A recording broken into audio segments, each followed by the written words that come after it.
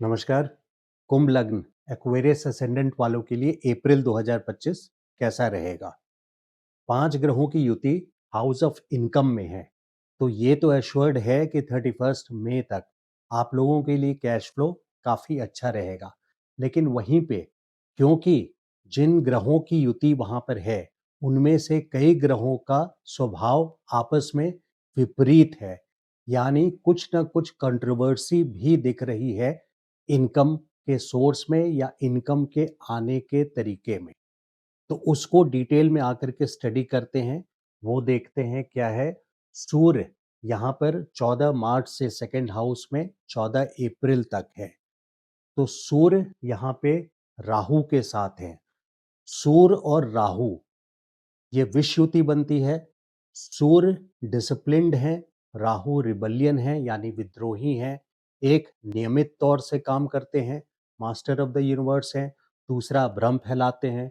Honesty, सूर्य honesty discipline हर एक चीज जो डिसिप्लिन से रिलेटेड है वो सूर्य से देखा जा सकता है। वहीं राहु का जो स्वभाव है वो छलावा है, इल्यूजन है, भ्रम है। तो इन दोनों की युति इसीलिए विष युति बोली गई है। एक बड़ा कंट्रोवर्शियल सा कॉम्बिनेशन कंजंक्शन बनता है इनका। वहीं शनि और सूर्य, मैंने डिस्प्यूटेबल युति लिखी है। शनि और सूर्य भी ऑपोजिट्स हैं, ये पिता पुत्र हैं। आपस में इन दोनों का विरोध है। सूर्य को शनि से प्रॉब्लम नहीं है, लेकिन शनि को सूर्य से प्रॉब्लम है। एक हॉट है, एक कोल्ड है, एक ठंडा ग्रह है, एक गर्म ग्रह है, यानी अग्नि तत्व हैं सूर्य, और लोहा तत्व हैं लेड, लोहा, शनि। वहीं ठंडा गर्म, ईस्ट वेस्ट, इस तरह के ऑपोजिशन वाले ग्रह जब इकट्ठे होते हैं तो कोई ना कोई डिस्प्यूट क्रिएट होता है।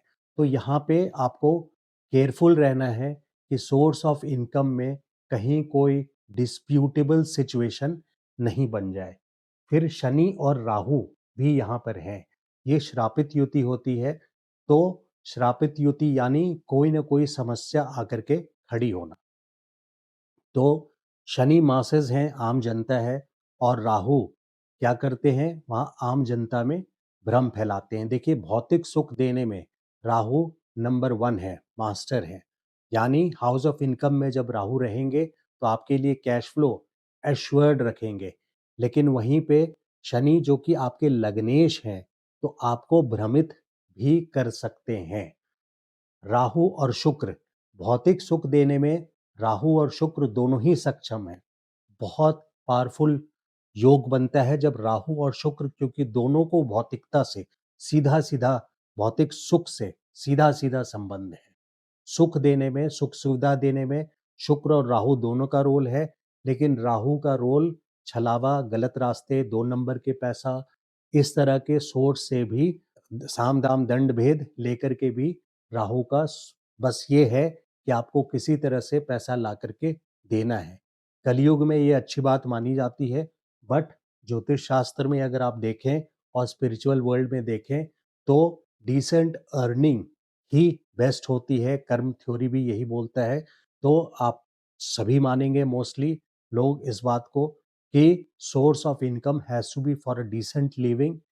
एनीवे, हम फिलॉसफी में ना जाएं तो राहु और शुक्र यहाँ पे भौतिक सुख देने में पूरी तरह से सक्षम है, लेकिन वहीं पे सोर्स ऑफ इनकम भी एक क्वेश्चनेबल क्वेश्चन बन जाता है। बट बिग कैश फ्लो 31 मई तक एश्योर्ड है। लेकिन आपको बैकफुट पे रहना है। कहीं ना कहीं केयरफुलनेस आपको बरतनी होगी, क्योंकि कोई गलती ऐसी ना हो जाए जिसके कारण आगे चल करके पछताना पड़े। सूर्य, देखिए, इस महीने में 2 ग्रह उच्च के हैं और 2 नीच के हैं। 14 अप्रैल को सूर्य अपने उच्च राशि मेष में आ जाएंगे। 14 अप्रैल से 14 में उच्च के रहेंगे, एग्जॉल्टेड पोजीशन पे रहेंगे सूर्य, जो कि आपके 10th हाउस से 7th हाउस, सप्तम भाव के स्वामी हैं। और शुक्र जो कि आपके केंद्र और त्रिकोण के स्वामी हैं, वो सेकंड हाउस में उच्च के हैं 28 मई से 31 मई तक। वहीं नीच भाव के बुध यहाँ नीच राशि में है। मीन राशि इनका नीच का राशि की राशि है। और मंगल जो कि आपके कर्मेश हैं और पराक्रम भाव के स्वामी हैं, वो नीच के हैं। तीनों त्रिकोण के स्वामी आपके सेकंड हाउस में हैं। तीनों त्रिकोण के स्वामी यानी लग्नेश 29 मार्च को सेकंड हाउस में आ गए। पंचमेश बुध आपके सेकंड हाउस में चल रहे हैं, हाउस ऑफ इनकम में, और नवम भाव के स्वामी शुक्र आपके सेकंड हाउस में चल रहे हैं। तो आइए अब स्टेप बाय स्टेप देखें इन चीजों का असर। देखिए, कर्मेश का नीच राशि में जाना, बिजनेस या जॉब जिस लाइन में भी आप हैं, बृहस्पति की ब्लेसिंग्स, बृहस्पति की दृष्टि चौथे भाव से दशम भाव पे निश्चित तौर पे आपके बिजनेस को एक फाउंडेशन पिलर की तरह संभाल करके अपनी कृपा बना करके रखेंगे। यानी आप पर एक दया दृष्टि बृहस्पति की, एक बहुत बड़ा सपोर्ट बृहस्पति का आपके काम धंधे में रहेगा।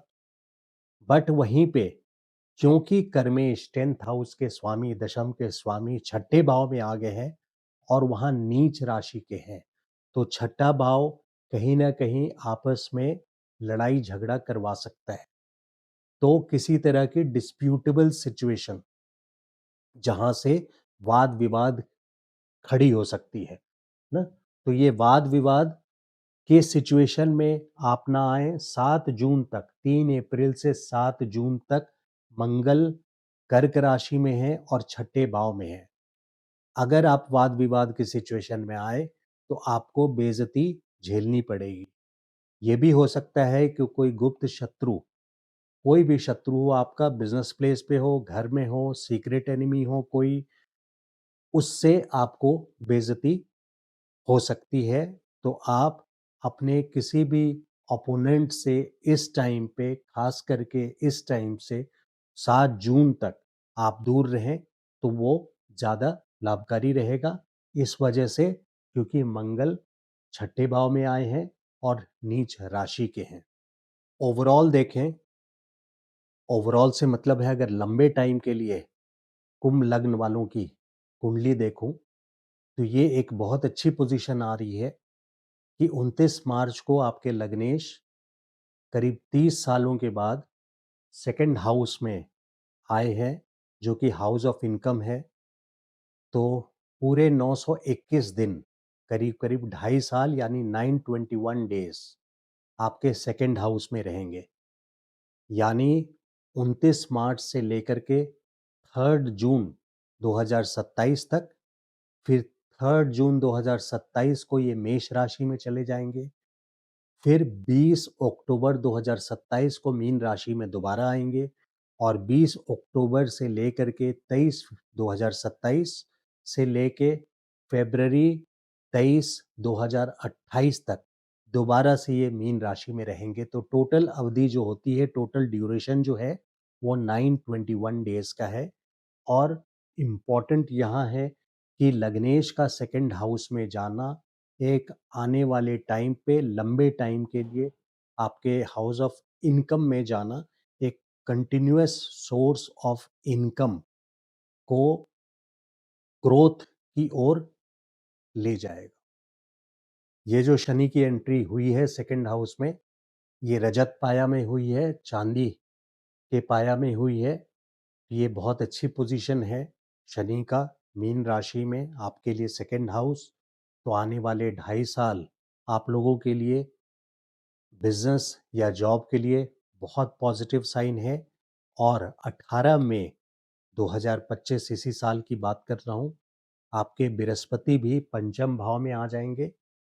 तो शनि का सेकंड भाव में आना और बृहस्पति का पंचम भाव में आना, ये दोनों ही पोजीशन आपके लिए बहुत अच्छी पोजीशन रहेगी। और लग्न में राहु का गोचर 18 मई से लग्न में राहु आ जाएंगे। तो ये तीनों ही पोजीशन, बल्कि 12हों राशि में मैंने इवेल्युएट किया कि 12हों राशि में सेकंड पोजीशन पे कुंभ वालों का आ रहा है, सेकंड बेस्ट पोजीशन पे। पहला पोजीशन है वृषभ वालों का और दूसरा है कुंभ वालों का। वैसे भी शनि वालों के लिए काफ़ी लंबे टाइम पे बहुत अच्छे प्रोग्रेस क्योंकि शनि की राशि है, डिलेड प्रोग्रेस, ये हर कुछ धीरे-धीरे एक फ्रस्ट्रेटिंग पोज़ीशन पर ला करके कराते हैं। बट ये पोज़ीशन इसीलिए मैं हाइलाइट करके बोल रहा हूँ कि ये जो साल आने वाला है, ख़ास करके 2025 मई से लेकर के 2026 मई तक की जो पोज़ीशन है, ये काफ़ी सपोर्टिव है, काफ़ी अच्छे ग्रोथ की ओर आपको ले जाएगा।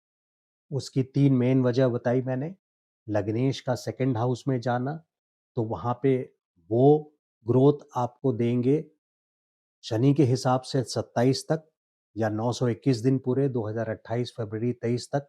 बीच में ये ज़रा-सा 3 महीने 4 महीने के लिए मेष राशि में जा रहे हैं, बाकी 2028 फरवरी तक ग्रोथ आपको Shani source of income activate कर रहे हैं और आपके लिए काफ़ी अच्छी आमदनी यानी कैश फ्लो का काफ़ी अच्छा आना निश्चित है। सेकंड पोजीशन है बृहस्पति का 5th हाउस में आना, तो बृहस्पति का सपोर्ट मई 2025 से लेके मई 2026 तक रहेगा और राहु का सपोर्ट आपको 18 मई से लेकर के 2025 5 दिसंबर 2026 तक राहु का भी सपोर्ट आपके लग्न में राहु का गोचर यानी राहु भौतिक सुख, जैसे मैंने वीडियो में शुरुआत में बोली कि भौतिक सुख देने में नंबर 1 है, सक्सेस लाने में नंबर 1 है।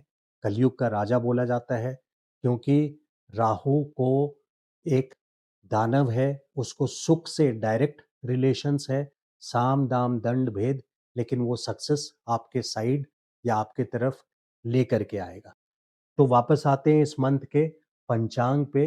हिंदू न्यू ईयर देखिए 30 मार्च को स्टार्ट हुआ, विक्रम संवत 2082 और साका संवत 1940। शुक्ल एकादशी है 8 अप्रैल को, प्रदोष व्रत 10 अप्रैल को और 25 अप्रैल को है। चैत्र पूर्णिमा 12 अप्रैल को है, दर्श अमावस्या 27 अप्रैल को और अक्षय तृतीया 30 अप्रैल को है। अक्षय तृतीया साल के सबसे पावरफुल तिथियों में से है, तो जो जिन लोगों को भी रेमेडी मंत्र जाप ऐसे सिद्ध करना होता है, अक्षय तृतीया का दिन उनके लिए बहुत अच्छा है, तो आप उस दिन कर सकते हैं। ये था पूरा एनालिसिस आपके कुंभ लग्न वालों का, एक्वेरियस एसेंडेंट वालों का अप्रैल 2025। अगर वीडियो अच्छा लगा तो प्लीज़ लाइक कीजिए and subscribe to my channel. Thank you so much. नमस्कार।